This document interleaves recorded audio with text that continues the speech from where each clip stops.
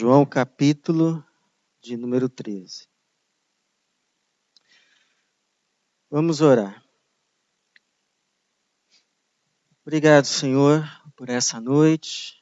Obrigado, porque é o Senhor que nos reúne aqui mais uma vez e clamamos agora a Tua manifestação também por meio da Tua palavra.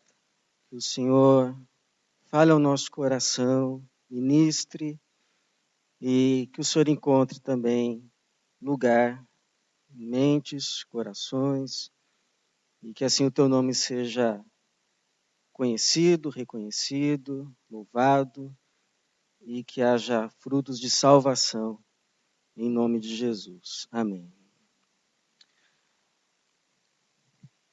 Se alguém te perguntasse assim, qual é a maior característica de um seguidor de Jesus? Qual é a maior característica de um discípulo de Jesus, como a Bíblia chama, de um cristão, segundo a Bíblia? Se você pudesse definir um seguidor de Jesus, qual seria essa caracterização que seguramente, tendo-a, pode-se dizer que este, de fato, é alguém que decidiu seguir Jesus na peregrinação da sua vida? Qual é essa característica? Alguém poderia dizer assim, bom, na minha opinião, a maior característica de alguém que segue a Jesus é a verdade. Porque Jesus é a verdade. Logo, quem o segue não apenas conhece a verdade, que é Ele, mas prega a verdade, defende a verdade, luta pela verdade. É um verdadeiro campeão da verdade, um guerreiro. Uma outra pessoa poderia dizer assim, bom, é verdade que a verdade é uma das características de quem segue a Jesus, mas a Bíblia diz que o justo viverá pela fé e que sem fé é impossível agradar a Deus. E não é só a fé do acreditar, né? Porque, como dizem, tem irmãos que acreditam tanto na Bíblia que, se na Bíblia tivesse escrito que, na verdade, foi o Jonas que engoliu o grande peixe, acreditaria. Fé naquilo que está escrito. Mas também fé naquilo que é possível fazer por meio da fé. Como disse Jesus, se vocês tiverem fé do tamanho de um grão de mostarda, diríeis a este monte, sai daqui, passa para lá, e assim aconteceria. Inclusive, uma vez os discípulos pediram, Senhor, aumenta-nos a fé. Mas se a gente começasse essa discussão, é fé ou é verdade? E a gente perguntasse então para Jesus, mas Jesus, o que o Senhor diz? Qual é a maior característica de alguém que segue de verdade o Senhor? Como é caracterizada essa pessoa? Talvez Jesus viraria para nós e nos diria o seguinte, vocês já leram João capítulo de número 13, versículo de número 35, que são palavras minhas, mas que meu servo João, que inclusive ficou conhecido como o discípulo amado, registrou. Pois então, a resposta está lá. João capítulo 13, versículo 35, palavras de Jesus, não são minhas. São palavras de Jesus, aquele a quem dizemos que seguimos, que somos seguidores. Ele disse assim: nisto, ele começa com essa partícula, nisto, todos saberão que sois meus discípulos, se vos amardes uns aos outros.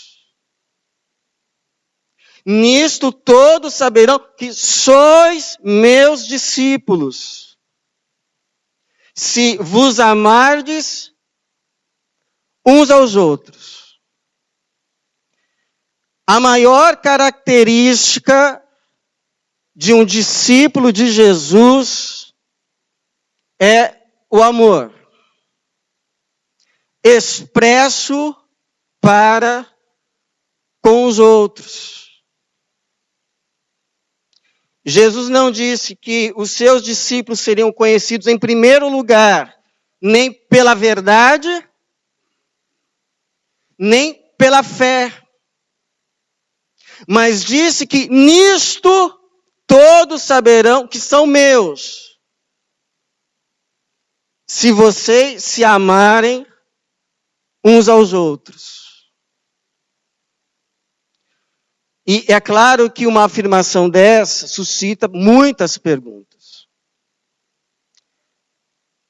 Por que é o amor e não a fé? Por que é o amor e não a verdade?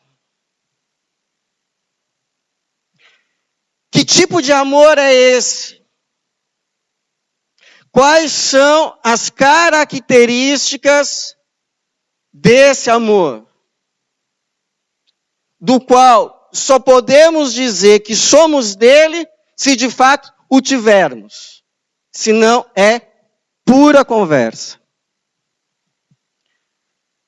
Então, primeiro, esse amor do qual Jesus diz que seremos caracterizados como seus discípulos, antes de ser um sentimento, é um mandamento.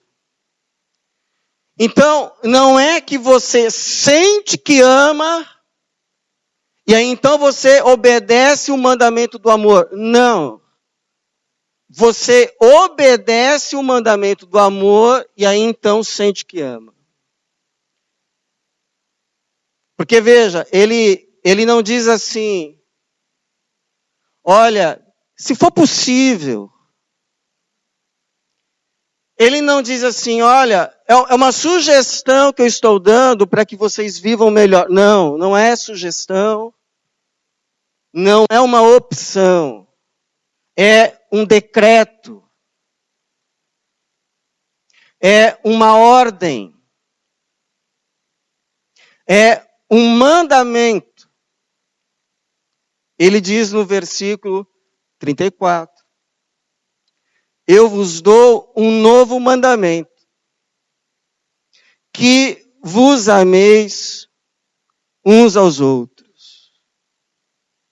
Não vos estou dando uma opção, não estou lhes dando um sentimento, estou lhes dando um mandamento. Em outras palavras, estou lhes dando uma ordem. Uma ordem. E que consiste basicamente em duas coisas.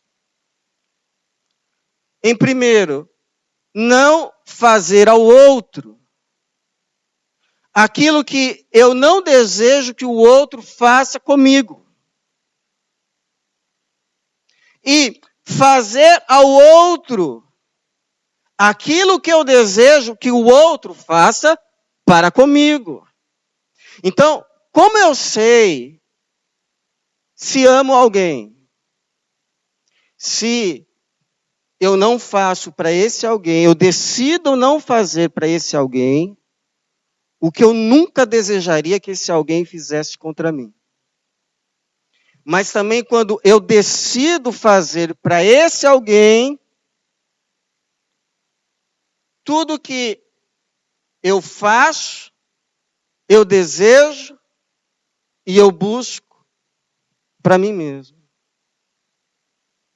Quando você deseja para alguém aquilo que você deseja para você mesmo, e você faz para esse alguém aquilo que você gostaria que esse alguém fizesse para você, então você ama esse alguém. É quando a gente para de se perguntar o que eu ganho em estar com essa pessoa. E passo a me perguntar o que essa pessoa ganha em estar comigo. Como o Paulo disse, pois toda a lei, se resume numa só ordenança, a saber, amarás ao próximo como a ti mesmo. Gálatas 5,14. Prático, concreto.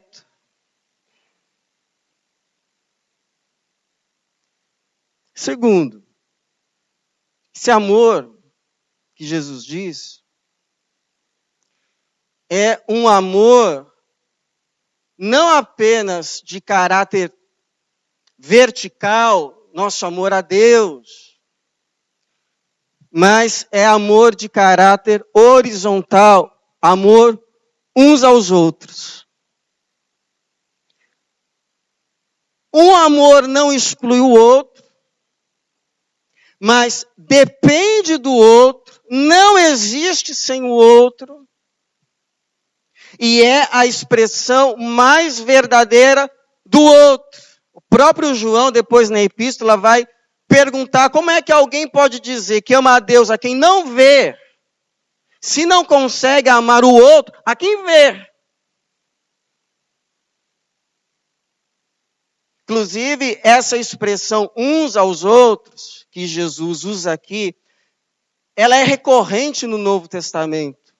Muitas vezes, essa expressão uns aos outros aparece. E de tal forma que nesses dois versículos, 34 e 35, em dois versículos apenas, ela aparece 3 vezes. Veja, eu vos dou um novo mandamento, que vos ameis uns aos outros.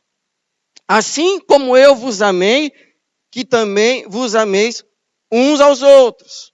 Nisto todos saberão que sois meus discípulos, se vos amardes uns aos outros. E que uns aos outros é esse? Esse amor uns aos outros é primeiro um amor de ação, não apenas de palavras, porque falar que se ama é fácil. Duro é amar. Não é amor platônico, amor das ideias, o que é amor, amor é, e ficar discursando sobre amor. É amor concreto, é amor de ação, é amor cristão. Não é amor, eu te amo, meu amor. Ah, meu bem, pega então um copo de água para mim. Ah, estou cansado. Que amor é esse? É amor uns aos outros não fingido.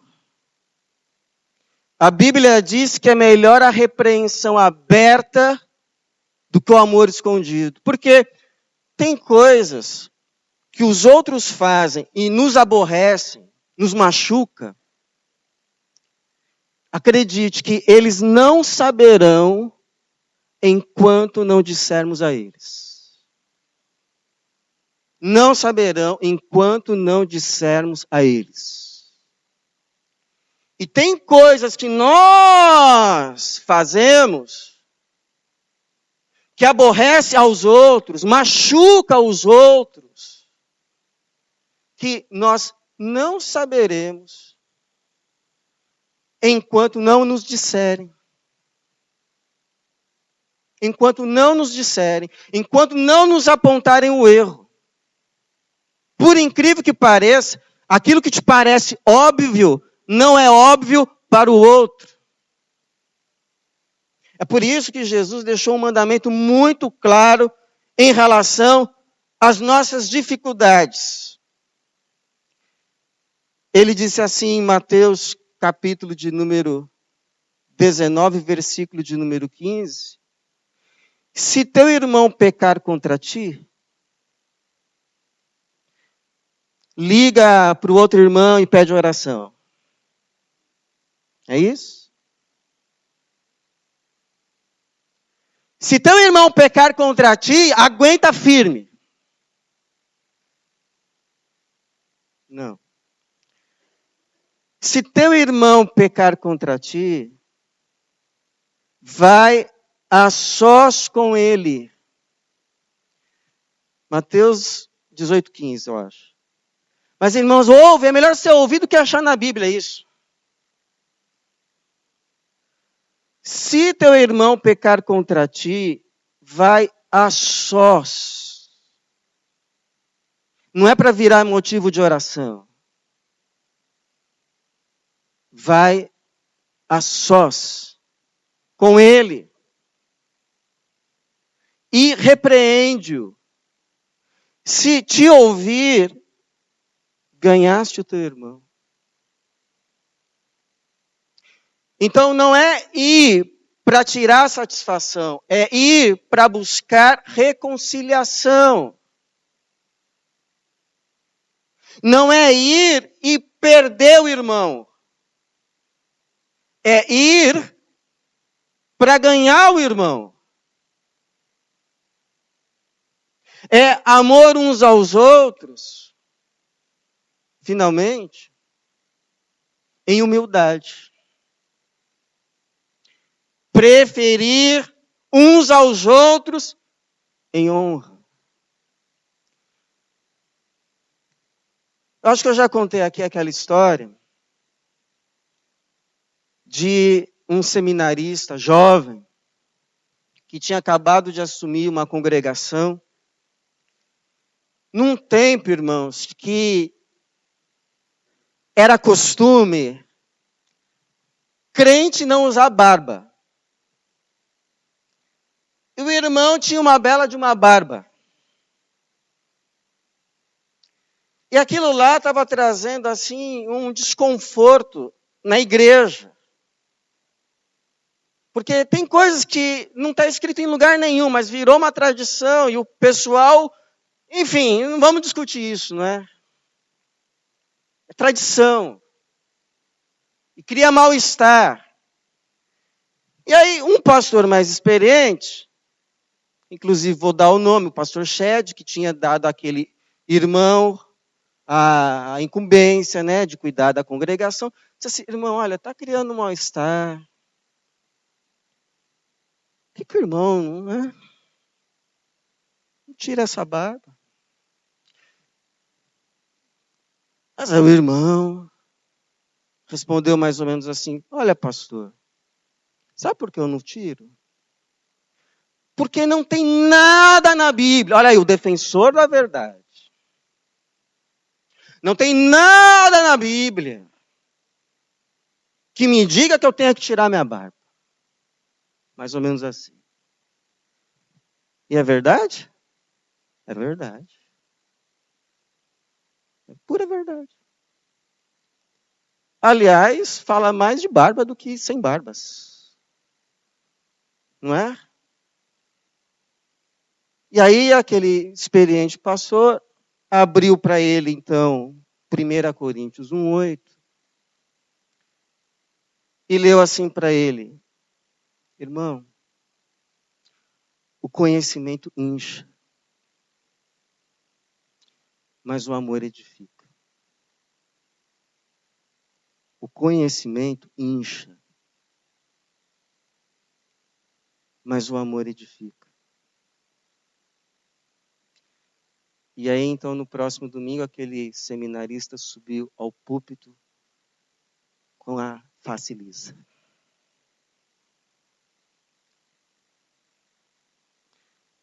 porque o conhecimento incha. Mas o amor edifica. E o amor é de Deus, porque Deus é amor.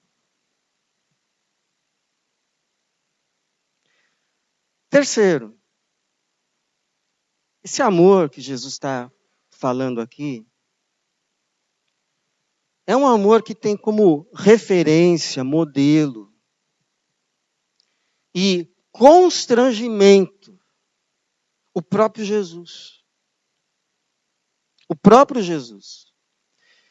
O que é interessante que no versículo 35, Jesus se dirige aos discípulos dizendo assim: filhinhos, filhinhos, estarei convosco apenas por um pouco. Filhinhos. E pode ser traduzido também como meus filhos queridos. Uma expressão de afeto. Uma expressão carinhosa. Uma expressão de amor. E é a única vez que essa expressão aparece aqui no Evangelho de João, em que João se preocupou em narrar a pessoa de Jesus. Mas na epístola de João, a primeira que ele escreveu, esse próprio João aqui, que escreve o Evangelho, ele vai depois escrever as suas epístolas, e na primeira epístola que ele escreve, ele, se dirigindo aos irmãos, se dirigindo à igreja, ele usa essa expressão filhinhos 7 vezes. Uma epístola de 5 capítulos, 7 vezes ele se dirige aos irmãos da mesma forma como Jesus se dirigia a ele, ou a eles, seus discípulos, filhinhos. Ou seja, a forma como Jesus o tratava lhe marcou tanto, lhe ficou tão entranhável, que essa forma como Jesus o tratou passou a ser a forma como ele tratava os outros como discípulo de Jesus. Então, isso fica como critério. A forma como você deve tratar o outro não é a forma como o outro te trata. Mas a forma como você deve tratar o outro é a forma como Jesus te trata. Porque Jesus é o nosso modelo. É a nossa referência. É o nosso constrangimento para a forma como a gente vive, para a forma como a gente pensa, inclusive para a forma como a gente fala. Uns com os outros. Então, Jesus te perdoa? Então perdoe. Jesus te é longânimo, tem paciência com você, já te deu muitas chances para você continuar na caminhada com Ele? Sim ou não? Então seja longânimo, por favor. Dê a segunda chance, dê a terceira, dê a quarta, dê a quinta, dê a sexta, dê a sétima, dê a 77ª, e depois esquece tudo e começa de novo.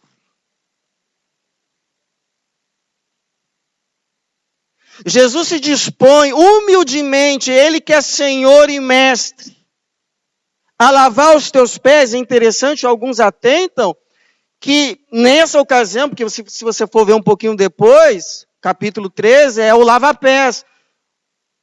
Atentam aqui que Jesus lavou os pés dos discípulos E Judas estava no meio.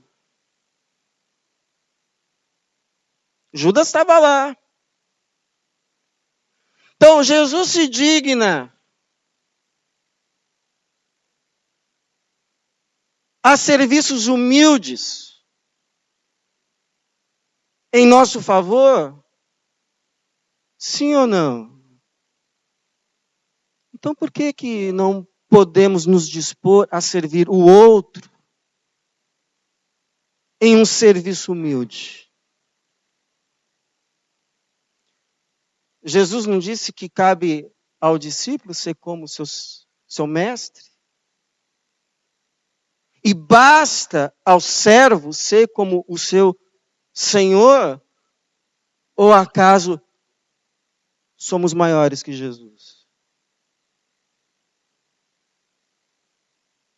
Jesus disse: se eu sou mestre e senhor, vos lavei os pés, então lavem os pés uns dos outros.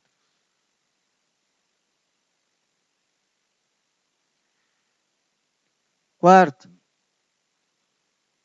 esse amor que Jesus fala aqui é amor que é testemunho. Alguém já disse que amar é evangelizar. Jesus diz aqui, olha, versículo 35, nisto todos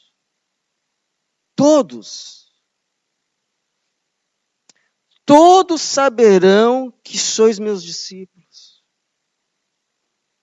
Todos saberão que sois meus discípulos se vos amardes uns aos outros. Ou seja, o maior ato evangelístico, o maior testemunho que podemos dar àqueles que estão hoje de fora é o amor entre nós. Por incrível que pareça, o maior ato evangelístico que podemos dar, fazer e testemunhar para com o mundo é o amor entre nós. E me parece muito óbvio. Muito óbvio. Por quê?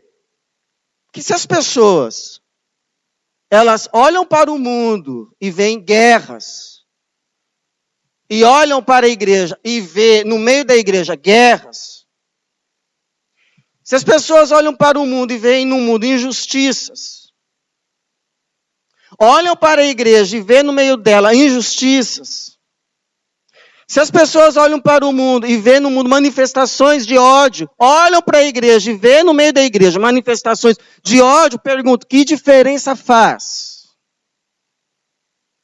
É o sal que perdeu o sabor, se tornou insípido e não serve para mais nada, senão ser pisado pelos homens. É o que Jesus disse. Agora, se as pessoas olham para o mundo e veem guerras, olham para a igreja e veem reconciliação, se elas olham para o mundo e veem injustiças, mas colocam os olhos na igreja e veem partilha, se elas olham para o mundo e veem manifestações de ódio, mas olham para a igreja e veem manifestações de amor, isso é testemunho. Isso é testemunho. Mais poderoso do que qualquer explicação teológica a respeito de seja qual assunto for. É por isso que um irmão de nome Tertuliano, do 2º século, ele testemunhou do que os pagãos, alguns pagãos, diziam quando olhavam para a comunhão dos cristãos. Ele diz assim que o testemunho que os pagãos davam era esse: vejam como eles se amam, como estão prontos a morrer uns pelos outros. Sabendo que esse morrer uns pelos outros, antes de mais nada, é a disposição de se viver para algo maior do que se viver só para si mesmo. Mas viver em favor de outro e outros. Isso é conversão. Isso é conversão. Isso é testemunho poderoso do Espírito de Jesus entre os cristãos.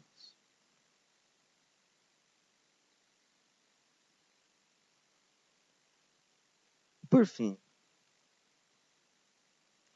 esse amor que Jesus fala, né? Amorzinho. Esse amor que Jesus está dizendo aqui,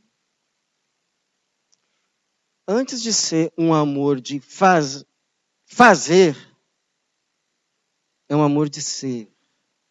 Então, não é assim, a partir de hoje, eu odeio aquele fulano, mas eu vou amar. Não funciona. Porque não é uma questão de tentar, é uma questão de ser transformado. Não é assim que eu vou amar para me tornar um discípulo. Mas é que eu amo porque já fui tornado um discípulo. A laranjeira, ela não dá laranja para se tornar laranja. Ou laranjeira. A laranjeira dá laranja porque ela é laranjeira, é uma questão de natureza. E é exatamente o que Jesus diz, porque ele diz assim, versículo 35, nisto todos saberão que sois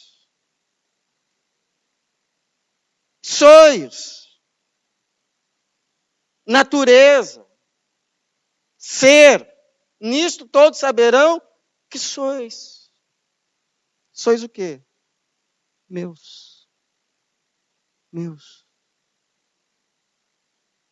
Minhas propriedades. Comprados. Lavados. Remidos com o meu sangue. E o que Jesus faz com aqueles que se tornam suas propriedades exclusivas? Com o que ele carimba? Com o que ele sela? De forma que lá no céu quem olha diz, são de Cristo. Jesus sela os seus com o seu Espírito. Seu Espírito Santo. E esse Espírito Santo sopra, não sugestões ruins para você e para com outros, mas o Espírito Santo sopra sugestões boas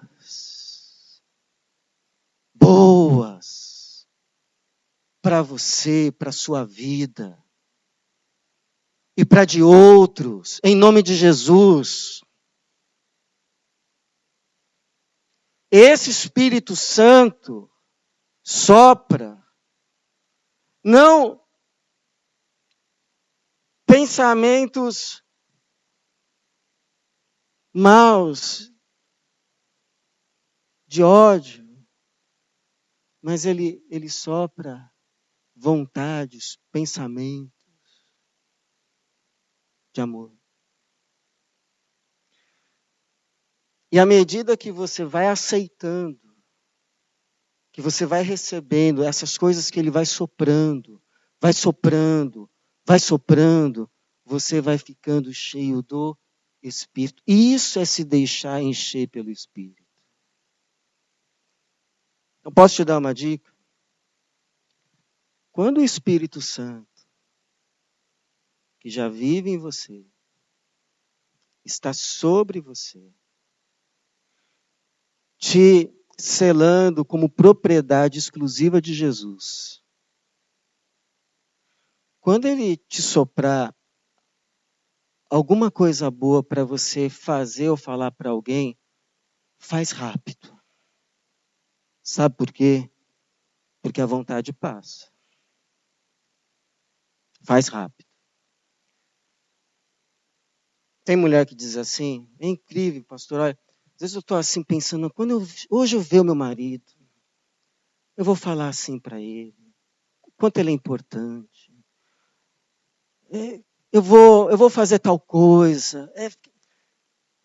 Basta o sujeito pisar em casa, a vontade vai embora.